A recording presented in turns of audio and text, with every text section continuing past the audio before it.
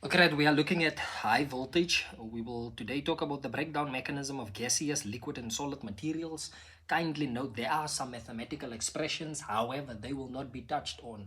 We will delve into the mathematical derivations and the mathematical significance, but that will obviously happen in a later stage. For now, we are just covering the theoretical aspects. That is just to give us a basic comprehension of the topics we'll be delving into. So, here goes.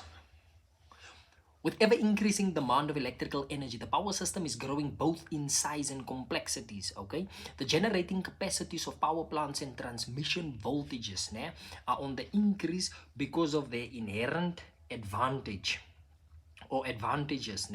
If the transmission voltage is doubled, the power transfer capability of the system becomes 4 times, and the line losses are also relatively reduced.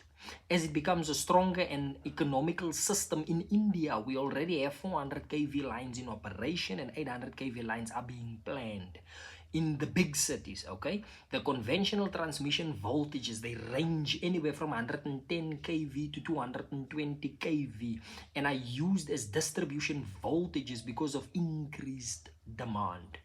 A system which entails or includes transmission switchgear, etc., is designed for 400 kV and above using conventional insulation materials. Okay,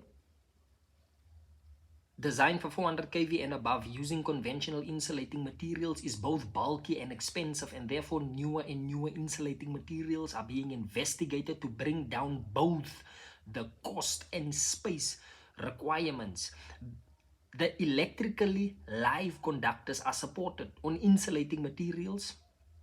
Okay, and sufficient air clearances are provided to avoid flashovers or short circuits between the live parts of the system and the grounded structures. Sometimes a live conductor is to be immersed in an insulating liquid to bring down the size of the container and at the same time provide sufficient insulation between the live conductor and grounded container. An example of this that I can think of is basically your transformer.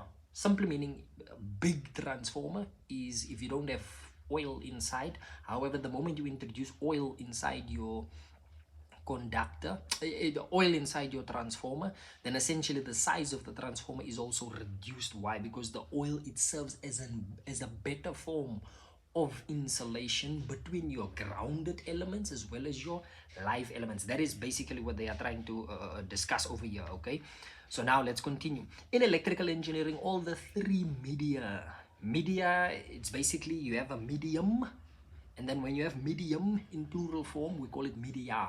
Okay, right? Viz, the gas, the liquid, and the solid are being used. Now, when we say used, we are referring to gas, liquid, and solids. From my understanding, it's basically as insulators. That's from my understanding. Okay, or as insulating materials. Okay, or insulating substances. Okay, and are being used, and therefore we study here the mechanism of breakdown of these media. So just from the introduction, what do we learn? We learn that, listen, you have, let's say, 110 kV, you have 220 kV, you have 400 kV, okay, and upwards. Now what's the difference? The difference is the moment you start going from low kilovoltages to high kilovoltages. Why do you want to do that? You want to do that now because here it says if the transmission voltage is doubled, the power transfer capabilities of the system becomes 4 times. The power transfer capabilities, that means if you want to enhance your power transfer capabilities, you need to push your voltage up to be as high as possible. Why? Because P equals V squared over R. So if you can push up your voltage component, essentially what does that do?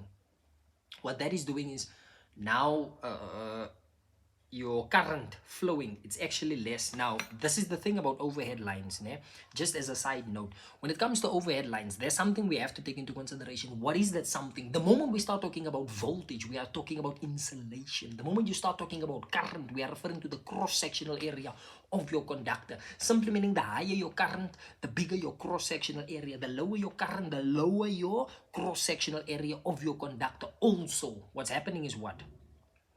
Is that the size of your insulation, it is dependent or it is determined by what? It is determined by the voltage. And essentially what we are saying here is, in electrical engineering, all these media, okay, we are studying the mechanism of breakdown of this media. In this case, the media is what? Gas, liquids, and solids. Okay, right, so I'll leave it there.